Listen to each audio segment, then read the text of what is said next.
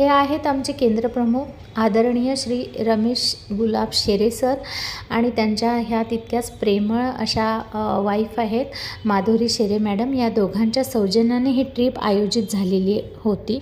पडघा आणि झिडके दोन्ही केंद्रांची संयुक्तिक ही ट्रिप सरांनी आयोजित केली होती, त्याबद्दल सरांचे मनपूर्वक धन्यवाद। आज आम्ही आलो आहे लाल किल्ल्याला। लाल किल्ला हा जो माझ्या मागे दिसतो हा आहे लाल किल्ला। मुघल शासक शहाजहानच्या काळामध्ये हा 1639 मध्ये बांधला गेलेला हा लाल किल्ला आहे आणि या वास्तुकलेचा एक उत्कृष्ट नमुना आहे हा। आपण आतमध्ये जाऊन पाहणारच आहोत। दिल्ली हे सांस्कृतिक धरोहर असलेलं हे एक शहर आहे। या शहरामध्ये अनेक किल्ले वगैरे आपल्याला पाहायला मिळतात, त्यापैकीच लाल किल्ला हा आपल्या देशाची शान असलेला एक किल्ला आहे।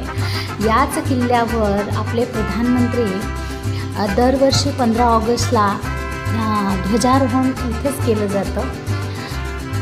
लाल रंगाने रंगवलेला मजबूत दगड, मजबूत बांधकाम असलेला हा असा भव्य दिव्य किल्ला आहे आणि या किल्ल्याचं हे प्रवेशद्वार आहे, ज्याला लाहोरी द्वार असे म्हणतात। शहाजहानच्या काळामध्ये बांधलेली ही नयनरम्य मनोहारी अशी वास्तू आहे आणि या किल्ल्यामध्ये त्यांचं राहण्याचं ठिकाण होतं। थोडा आत गेल्यानंतर असा बाजार भरलेला दिसतो पूर्ण। तर तिथे पूर्वीच्या काळी बायकाच इथे विकायच्या, जे काही दागदागिने, जे कपडा लत्ता किंवा इतर बाजारातल्या सर्व वस्तू लेडीज विकायच्या आणि लेडीजच विकत घ्यायचा। हा महिलांचा बाजार होता, कारण पूर्वी महिलांना बाहेर जाऊ देणं हे त्यांच्या नियमांच्या विरुद्ध होतं, त्यामुळे मुख्य करून लेडीज कधीही या किल्ल्याच्या बाहेर पडत नसत, तर सगळी व्यवस्था आतच होती। राजा जिंकून आल्यानंतर राजा जेव्हा प्रवेश करत असे तर हे जे वरती दिसत आहेत आपल्याला, तर या मिनारांमधून पैसे फेकून त्यांचं स्वागत केलं जायचं, फुलं आणि पैसे फेकून।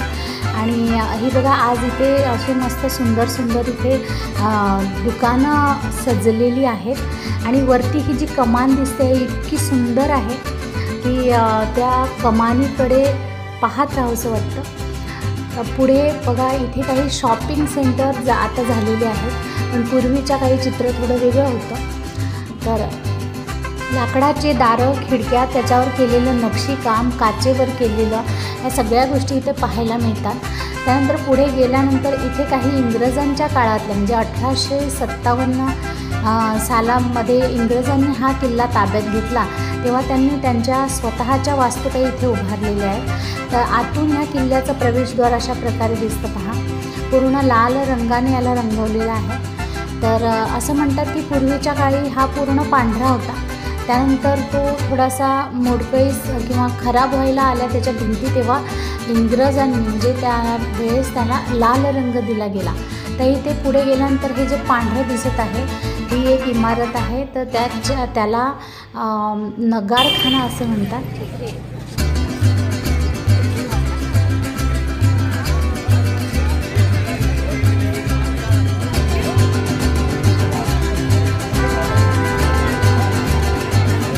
सामान्य माणूस फक्त या पांढऱ्या इमारतीच्या प्रवेशद्वारापर्यंत जाऊ शकत असे, पुढे जाणं त्याला अलाउड नव्हतं। या नगारखान्यामध्ये रविवारी सकाळपासून संध्याकाळपर्यंत ड्रम वाजवले जायचे, कारण की शहाजहानचा जन्म रविवारी झाला होता आणि म्हणून मग दर आठवड्याला त्याचा वाढदिवस साजरा करायचा असं त्यांची ती पद्धत होती। त्याच्यासमोरची ही भव्य दिव्य जी इमारत आहे तर लाल रंगाची, हिला म्हणतात दिवाने आम। जसे आजच्या काळात सुप्रीम कोर्ट आहे न्यायनिवाडा करण्यासाठी, तसेच दिवाने आममध्येही न्यायनिवाडा करण्याचं काम बादशाह करायचा। त्याच्या समोरचे गार्डन आहे, त्याच्यामध्ये माणसं बसायची, सर्वसामान्य माणूस। इथं बादशाहचे सिंहासन आहे याच्या आतमध्ये। दारा, सुजा, मुरा आणि औरंगजेब असे त्याला 4 मुलं होते शहाजहाला, आणि याचं बांधकाम जे आहे ते इंडो इस्लामिक पद्धतीचं बांधकाम आपल्याला बघायला मिळतं।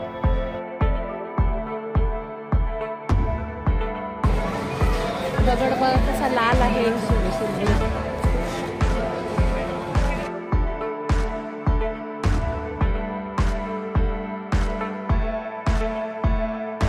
भिंतीवर सुंदर अशी चित्रकारी आणि नकाशी आपल्याला बघायला मिळते. पूर्वी यामध्ये सोनं, चांदी, हिरे, माणिक सगळं जोडलेलं असायचं आणि सुंदर सजावट होती शहाजहानच्या काळात. इंग्रजांनी मात्र ते सगळं नष्ट केलं, लुटून नेलं. ही जी समोरची इमारत दिसते आहे हिला म्हणतात रंगमहल, म्हणजे शीसमहलही हिला म्हटलं जातं. आणि याच्यामध्ये ही जे आहे इथे पाणी सोडलं जायचं, म्हणजे नहरे बहिष्ट त्याला म्हणायचे, म्हणजे स्वर्गातला झरा. आणि हे जे पाणी आहे त्याचं व्यवस्थापन खूपच छान आढळून येते आजही आपल्याला. हे बघा इथे छोटे छोटे असे पाईप लावलेले आहेत आणि त्याच्यातून कारंजी निघायची पहिले. आणि तिथे असे बघा येतं हे किती छान तो तेवढा खोलगट भाग केलेला आहे. आणि हे बघा हे पाणी जाण्यासाठी छोटे छोटे चॅनल दिसत आहे तिथे. आणि इथून मधूनच रस्ता जसं आपल्याला पिक्चरमध्ये वगैरे दाखवतात ते सगळं असं खूप सुंदर दिसतं. हे बघा इथे सगळं ते खाली जे आहे तर ते आपण तिथे काही त्यांचं स्टोरेजचं सामान होतं असं म्हणतात. खाली हे जे जाळ्या दिसता येत नाही ह्या काळ्या काळ्या खाली, तर हे स्टोरेज त्यांचं, म्हणजे जे काही त्यांच्या कलाकृती संदर्भातलं जे सामान होतं ते सगळं याच्या आतमध्ये इथे ठेवलं जायचं तळघरामध्ये. तर नृत्याचं म्हणा, गायनाचं म्हणा, जे काही असेल ते. तर याच्यामध्ये बघा तर बरीचशी असे काही रहस्य लपलेले आहेत आजही. संगमरवरीची सुंदर असं कोरीव काम, असं डिझाईन इथे आपल्याला पाहायला मिळतं. अगदीच आजही ते जसंच्या तसं सुंदर दिसतं, म्हणजे त्यावेळेस किती छान दिसत असेल. हा जो आहे हा दिसतोय खाली जाणार पायऱ्यावरून, तर हा खुफिया दरवाजा आहे. तर इथूनच शेवटचा जो बादशाह होता, बहादूर शाह जफर, जेव्हा इंग्रजांनी हमला केला 1857मध्ये, तेव्हा तो आपला जीव घेऊन त्याच मार्गे पळाला होता यमुना नदीकडे. हा जो रंगमहाल दिसतोय आपल्याला, तर या रंगमहालामध्ये सुंदर सुंदर अप्सरासारख्या नर्तका होत्या आणि त्यांचे डान्स वगैरे चालायचे तिथे राजाला करमणूक म्हणून. आणि आजही तिथे सुंदर अशी नकाशीकाम भिंतीवर आढळते आपल्याला. आत जाण्याचं फारसं काही हे नाही, तर मी तुम्हाला इथूनच दाखवते. बघा तर हे किती दिसतंय की नाही तुम्हाला माहिती नाही, पण खूपच सुंदर आहे आतमध्येही. आणि त्याची पूर्वी असं म्हणतात की सोन्याचं होतं ते, तर ते आता ते नाही राहिलं. आणि हा बघा हा दरवाजा असा दिसतोय तुम्हाला, तो पळून गेला होता बहादूर शाह जफर, तो हा दरवाजा आहे. तर इथे रंगमहालामध्ये सुद्धा पाण्याची जी व्यवस्था आहे की ते जे खूपच छान, त्याच्यामुळे काय व्हायचं तापमान गार राहायचं आणि गरमी लागायची नाही. त्याच्यावरची डिझाईन नकाशे खूपच सुंदर आहेत. संगमरवरी दगडाचं सगळं होतं. त्या आतमध्ये काही संगमरवरी दगडसुद्धा नासधूस केली आहे ब्रिटिशांनी. वरचं छत बघा किती सुंदर आज आहे, तर पूर्वी किती सुंदर असेल. शहाजहानला 10 वर्ष लागली होती जवळजवळ, म्हणजे हा पूर्ण करण्यासाठी किल्ला. आणि त्याचं वास्तव्य होतं इथे. आपल्या अंदाज येतो की राजघराणं, मुघल घराणं काय होतं, किती त्यांचं राहणीमान एकदम थाटात होतं. इथे मुमताजचा हा घर आहे, म्हणजे त्यांच्या बायका इथे राहायच्या, त्याला हरम म्हटलं जायचं. आणि इथे बघा त्या पांढऱ्या इमारतीसमोर बसून आम्ही फोटो काढला, दरवाजासमोर बसून. सुंदर सुंदर असे गार्डन आहेत. ब्रिटिशांची ही इमारत बघा, ब्रिटिश आले, त्यांचं राज्य आलं तसं त्यांनी त्यांच्या बिल्डिंगी तशा कन्वर्ट केल्या.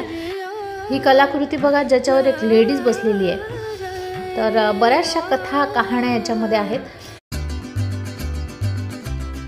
आपण या वास्तूचं वैभव पाहून इतकं आज दंग होतो, तर विचार करा की त्यावेळेस किती आपलं वास्तुशास्त्र किती प्रगल्भ होतं.